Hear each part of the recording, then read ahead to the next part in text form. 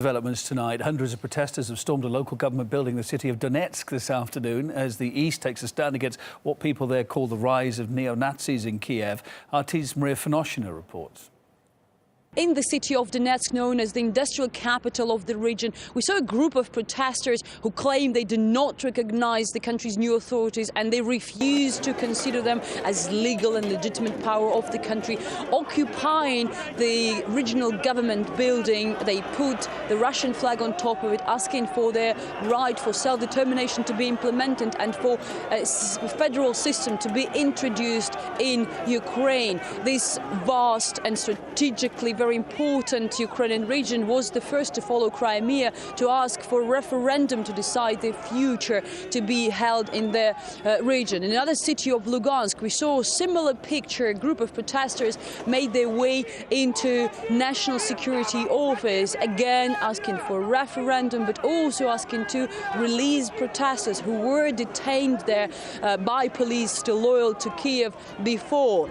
And actually, this is what we see all over the eastern and some of southern regions of Ukraine since the events in Kiev started. But this is just one of the reasons behind these demonstrations. Another reason is Western countries' policies and reactions towards the Ukrainian crisis. Earlier, we saw another group of demonstrators gathering next to the German consulate, again in the city of Donetsk, asking for this powerful European country to stop supporting the authorities in Kiev and in such a way, as the protesters pointed that out, encourage the spreading of fascism in the region. So we've seen these demonstrations and these protests all over these eastern and southern regions of Ukraine since the ousted of President Yanukovych in Kiev, and apparently we're going to see more and more of this to happen in the nearest future.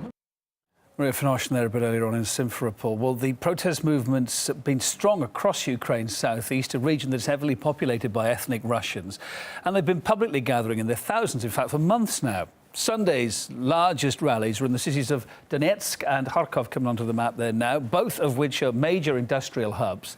But they're not the only places to have seen vast demonstrations demanding a right to self-determination. Crowds have also gathered in Lugansk and Dnepropetrovsk as well. Well, we'll, of course, be following developments in Ukraine, and we'll bring you the latest updates, naturally, here on RT International.